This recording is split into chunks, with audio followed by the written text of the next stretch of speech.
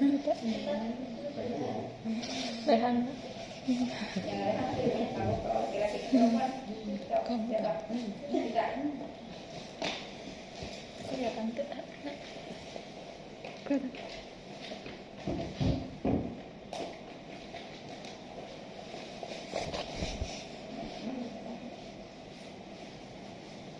Jadi alatnya ya sudah.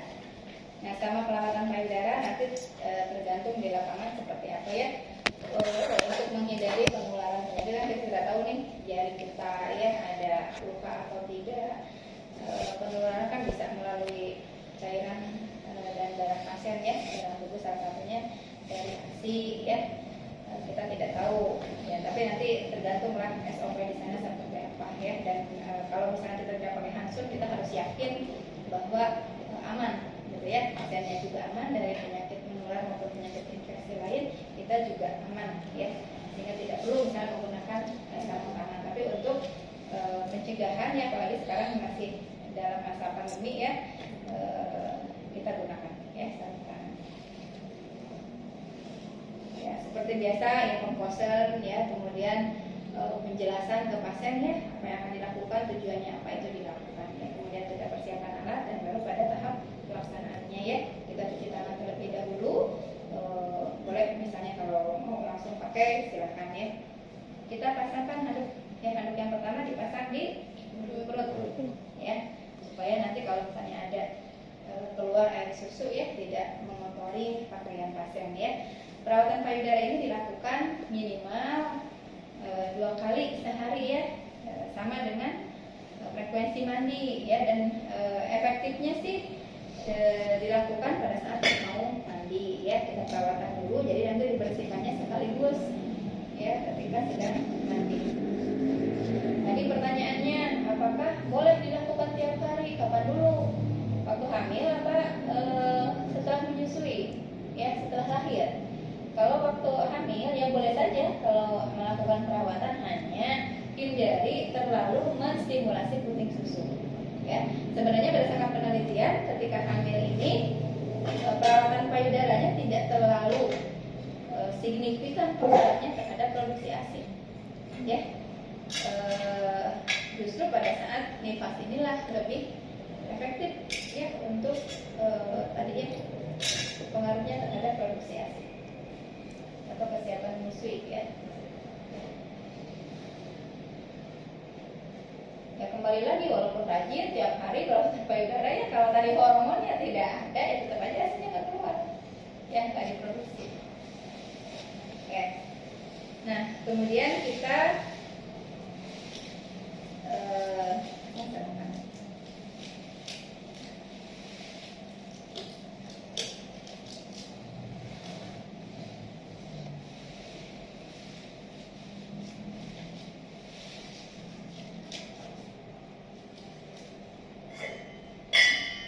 bersihkan dulu tadi apa area puting susu ya.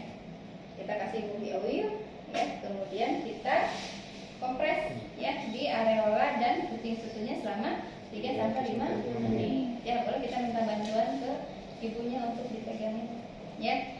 Setelah 3-5 menit kemudian, nah kotoran kan ngembang ya, ngembang, kemudian kita bersihkan tadi ya, bersihkan sambil bisa tadi ya ditarik keluar ya puting susunya supaya nonjol ya. Kemudian bisa kita juga tadi putar-putar ke kiri maupun ke kanan ya, untuk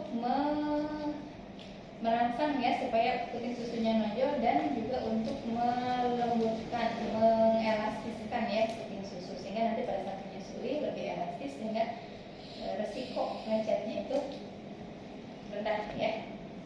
Setelah bersih kemudian kita lakukan masas pemijatan ya.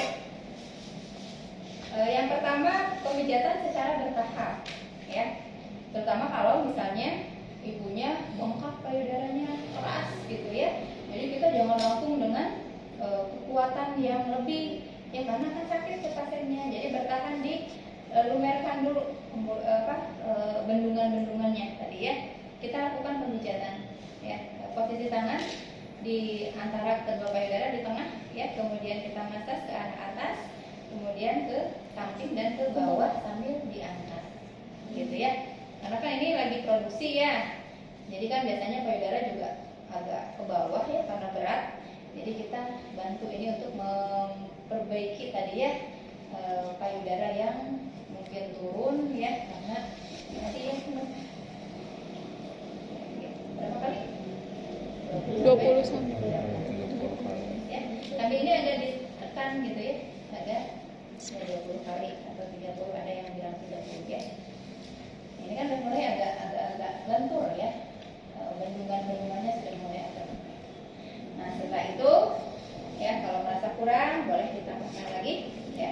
Kemudian kita masas pengurutan dengan menggunakan pinggir ulna, pinggir jari kelingking ya, seperti ini.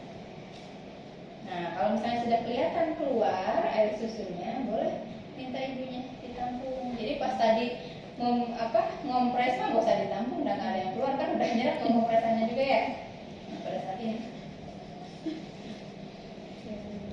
pegel ya, baru 10 udah pegel gak di ininya tetap bisa nggak ya bawahnya, supaya pas kita tekan ke bawah itu nggak turun ke bawah ya. Ya. Terus yang satu lagi. Nah yang ketiga, pemijatan boleh tambah lagi kalau merasa udah seret ya.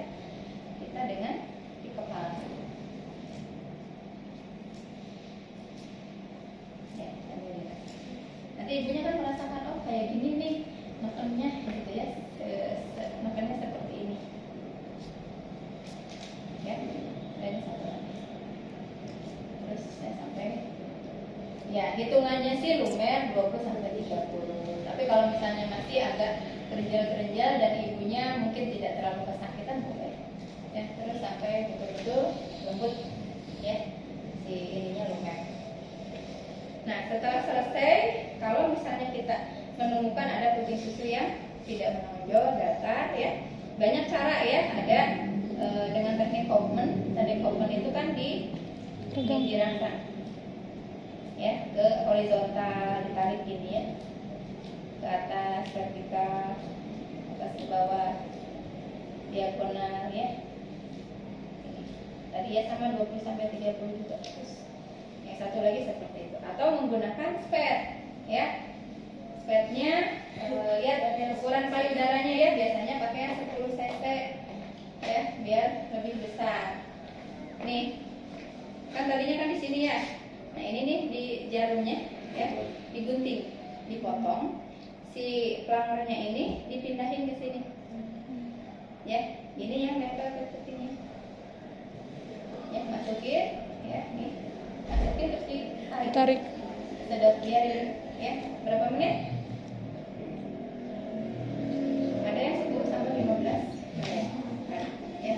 Nanti ini ikut nonjol ya kalau yang ada masalah dengan puting susunya. Teknik Kaufman ini dengan pakai spet, kalau berdasarkan penelitian ini silakan diteliti lagi aja. Katanya sih lebih efektif dengan menggunakan spet, karena ibu belum pernah juga melakukan itu ya, baru baca-baca jurnalnya aja katanya gitu ya.